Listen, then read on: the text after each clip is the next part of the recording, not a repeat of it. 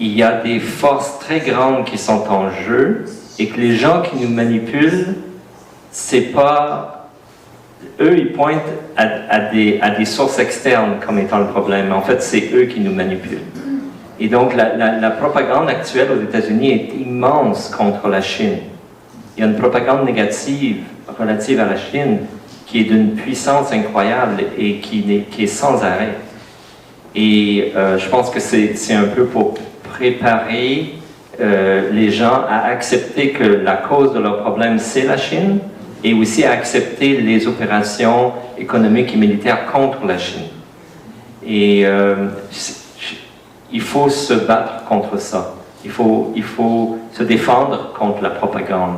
Il faut ne pas accepter les idées qu'on nous propose et continuellement être en discussion avec nos voisins, avec les membres de notre famille, avec nos sociétés, avec nos professions. Il faut constamment insister que ce qu'on nous propose, c'est peut-être pas la meilleure solution, puis que c'est peut-être pas la vérité, puis que c'est exactement tous ceux qui ont perdu leur emploi, là, votre résistance, c'est ça qu'il faut faire.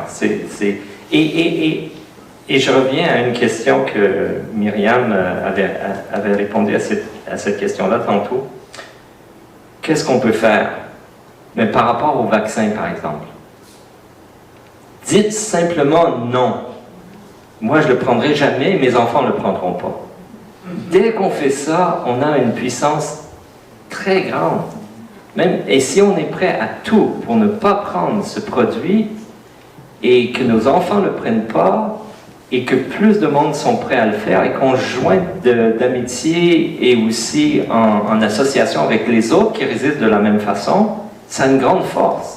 Moi, je me souviens au début de COVID, je me disais en moi-même, ça se peut pas qu'ils imposent le vaccin. Ils veulent injecter des substances dans le corps de tout le monde. Ils réalisent pas, là, ils vont trop loin. Les gens vont être contre ça. J'avais pas compris à quel point notre société est maintenant complètement endoctrinée. Complètement achetée, complètement, la plupart du monde, on est encaissé là-dedans, puis on a la cervelle brûlée. Et on est prêt à accepter qu'on nous injecte des substances dans notre corps. Ça montre à quel point c'est rendu loin, l'endoctrinement. Le système d'éducation a eu un grand succès. Le système de développement des professions a eu un grand succès. Tout le monde est hyper endoctriné. Comme par exemple, quand vous dites qu'est-ce que je peux recommander à mes enfants, moi je dirais, ça va être radical ce que je vais dire là, mais évitez l'université. Évitez, parce que ça c'est le plus haut niveau d'endoctrinement. C'est le plus haut niveau d'endoctrinement. C'est même plus dans les connaissances, là. On n'est plus dans les connaissances, là.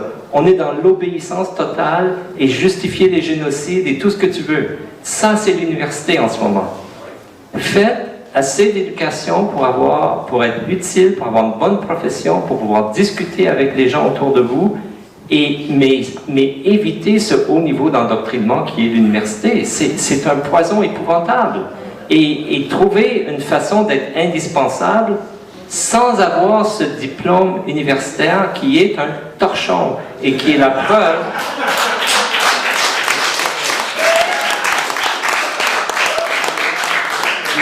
Le diplôme universitaire, c'est la preuve que vous vous êtes soumis à un endoctrinement total. C'est ça que c'est. Ça n'a rien à faire avec les connaissances. Si vous voulez des connaissances, faites de la recherche. Utilisez votre cerveau. Si vous voulez vous développer physiquement pour avoir plus d'endurance physique, vous pratiquez ça. Même chose. L'intellect, c'est la même chose. Discutez avec les gens. Testez vos idées. On a des outils de recherche maintenant avec l'Internet absolument rapides et incroyables. Ce qui m'aurait pris au début de ma carrière scientifique des années à faire une recherche, je peux le faire dans un mois maintenant. Je peux trouver tous les articles les plus pertinents immédiatement, les lire rapidement et accéder et faire des liens et tout ça. Tout le monde peut faire ça. il faut lire et essayer de comprendre. Et surtout, il faut venir à un point où on le sait quand on n'a pas vraiment compris. Il faut essayer de reconnaître quand on ne comprend pas les choses. Parce que souvent, on peut se donner l'impression qu'on a compris, on peut le répéter, mais on l'a pas, les roues n'ont pas vraiment mis les choses en place. On ne l'a pas vraiment compris. Ça, c'est la plus grande habilité. C'est de pouvoir reconnaître quand on a vraiment compris quelque chose, en toute logique, dans toutes ses composantes, versus on est d'accord avec ceux qui sont de notre bord, puis donc on a l'impression d'avoir compris. OK?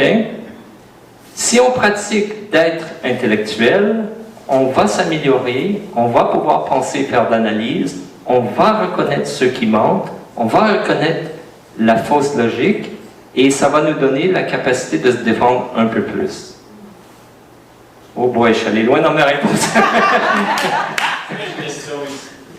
Premièrement, la population du globe, ça n'a aucune importance. OK? Ça fait partie de l'endoctrinement, ça fait partie de la propagande.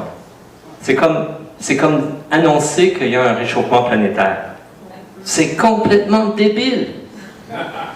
J'en sais quelque chose, je suis en physique et j'ai fait ces calculs-là moi-même. Quand on a commencé à pousser cette propagande-là, je me suis dit, mais d'où ça sort? Et je suis allé voir les données de base, je suis allé voir les mécanismes physiques et j'ai refait le calcul moi-même, je l'ai publié et j'ai démontré qu'on peut doubler ou quadrupler le montant de CO2 dans l'atmosphère et ça ne fera aucune différence perceptible. Et ça prend un mensonge, un méga mensonge et une propagande pour nous convaincre qu'on est en train de détruire la planète parce qu'on respire, puis parce qu'on émet du CO2, puis parce que nos activités émettent du CO2. C'est complètement une autre campagne de propagande militaire. On veut contrôler le développement des pays qui risquent d'utiliser beaucoup d'énergie en se développant, comme la Chine et tout le tiers-monde et tout le monde. On veut pouvoir, par un argument de morale, leur imposer des limites et même faire la guerre contre eux pour pas qu'ils détruisent la planète avec leur développement. C'est comme ça que ça arrive, ces idées-là. Donc, le réchauffement planétaire, je suis certain qu'il y en a qui ne sont pas d'accord avec moi, là, ici, qui croient à cette affaire. C'est rendu à un point où même les individus disent « Ouais, je remarque qu'il fait un peu plus chaud maintenant que quand j'étais ado. » Non, si vous regardez les mesures instrumentales, et moi je les ai regardées en détail, il n'y a pas de changement perceptible, mesurable de la température à la surface de la planète sur une moyenne d'une année à l'échelle de la planète. C'est immesurable, c'est pas perceptible, et il y a plein d'autres choses qui sont 10 et 100 fois plus grandes en termes d'impact environnemental, local, etc. J'ai écrit plein d'articles là-dessus. J'avais écrit un grand article en critiquant toute cette doctrine-là, il y a 15 ans, je pense. Mon article avait été lu en partie au Sénat aux États-Unis, parce qu'il y en a qui étaient bien d'accord avec moi. et ça fait partie d'une bataille à haut niveau contre les énergies, les compagnies qui produisent de l'énergie, qui aux yeux des corporations qui sont plus financières, avaient trop de pouvoir et avaient trop un grand potentiel d'avoir du pouvoir. Et donc, il suffit de dire que ce qu'ils font, c'est toxique, poison, dangereux pour la planète, etc. Et de les obliger à réinvestir. Et il y a eu des takeovers en même temps. C'est toujours des raisons comme ça. OK? So, la surpopulation, là, ça inquiète les privilégiés, les plus privilégiés, les plus haut placés dans cette hiérarchie. Eux autres doivent s'inquiéter de grandes populations et de grandes densités de population parce que dans des grandes densités de population, on ne peut pas contrôler les gens. Ils vont parler entre eux, ils vont créer des liens de famille, ils vont discuter de politique, ils vont se faire des associations, ils vont faire plein de choses qu'on ne sait pas et qui sont dangereuses.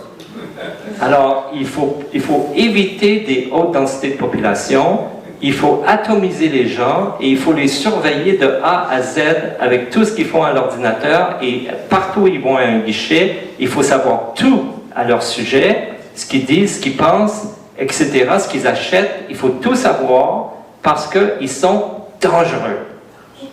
Et donc, la croissance, dès qu'il y a une croissance, il y a la possibilité de liberté. S'il y a une croissance de population, une croissance économique, une croissance, on ne contrôle plus. Les gens qui contrôlent sont accrochés au contrôle et veulent un contrôle absolu. Ils sont prêts à détruire plutôt que de permettre des sections qui peuvent avoir la liberté. Ils sont prêts à attaquer des nations entières pour les détruire plutôt que de permettre leur développement. Et c'est ce qu'on voit au Moyen-Orient en ce moment. Et les États-Unis ont comme méthode, comme approche, de faire la guerre, pas pour changer le système politique de ce pays-là, mais pour le détruire. Et comme ça, il va y avoir plein de personnes que la CIA peut contrôler et en faire des terroristes pour ensuite attaquer la Russie et la Chine. On crée des régions, des pays entiers qui sont des usines à terroristes qu'on va manipuler et financer avec l'argent qu'on imprime à volonté. OK? Et donc, la surpopulation s'inquiète les gens au pouvoir parce que ça peut créer des sociétés indépendantes qui ont une souveraineté, qui s'organisent, etc. C'est ça qui fait peur. Les populations font peur. Donc, moi je ne m'inquiète pas. Les processus de contrôle des populations denses sont naturels et se font elles-mêmes. Bon, ben, les dirigeants, ça ne les dérange pas d'appauvrir une partie de leur population. Ça ne dérange pas du tout les dirigeants. C'est pas comme s'ils travaillent pour la population. Alors, les dirigeants, leur intérêt est géopolitique surtout. Alors, le plan, c'était de prendre la Chine par le biais du développement capital. Donc, on crée des classes de personnes riches en Chine, des millionnaires, etc., qui vont envoyer leurs enfants être éduqués à Harvard et à Princeton, qui vont faire partie des personnes riches dans le monde, qui vont cacher leur argent dans des abris fiscaux qui sont contrôlés par les États-Unis, ils peuvent prendre ça quand ils veulent, etc. Ils ont fait l'exemple avec la Russie récemment. On va créer comme ça des personnes qui vont avoir plus d'intérêt à faire de l'argent et à faire partie de cette richesse globalisée que d'obéir au parti au pouvoir en Chine.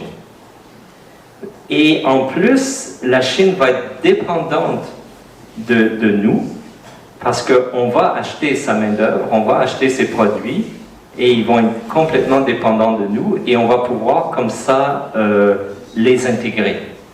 Alors, on va faire ce qu'on fait toujours. Maintenant qu'on a des relations avec eux, on va envoyer des organismes non gouvernementaux s'installer en Chine. Soros et compagnie vont investir pour la démocratie, pour améliorer le système. Eh bien, la Chine a vu ça venir et une des premières choses qu'ils ont fait, pas loin après le début des années 80, ils ont rendu illégal et ils ont exclu tout ce qui était Soros et associé à Soros. La Chine a fait ça d'emblée. Il n'y en aura pas. La Russie l'a fait, mais plus tard, hein, environ 10 ans plus tard.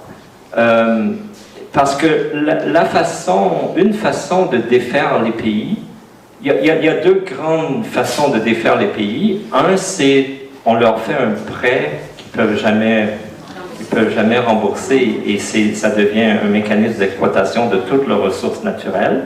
Et on crée en même temps une élite qui, elle, est riche et qui va être là et qui va être obéissant envers nous.